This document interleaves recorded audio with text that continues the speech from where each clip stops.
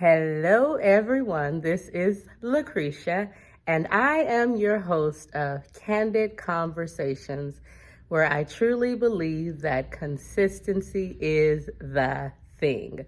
Consistency is the thing that's going to get us to the next level, that's going to allow us to jump over the hurdles and the obstacles that we are sure to face day by day.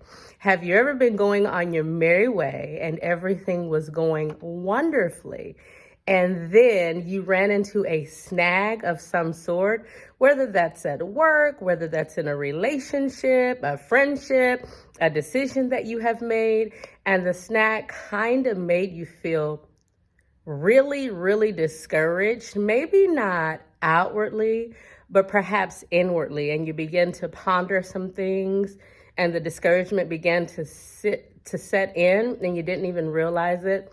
Well, in those moments, I would like you to know that someone is always watching us.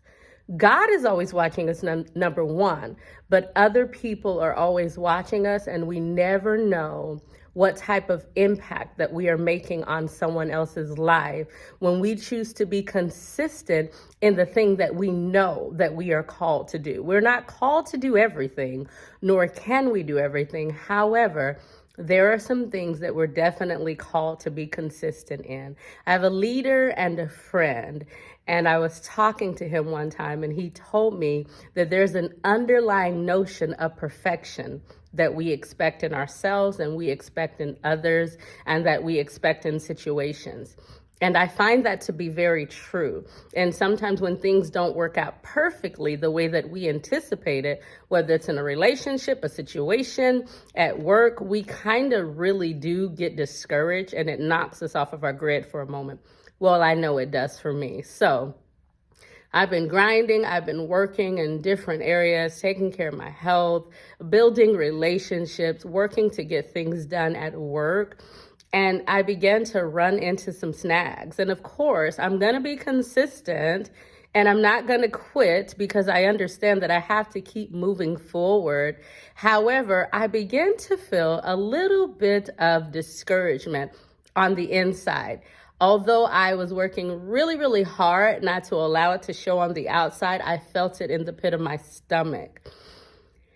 And when I say that people are always watching, they are always watching. And so I got a phone call this morning from a cousin of mine, and she shared a testimony with me about the goodness of God in her life.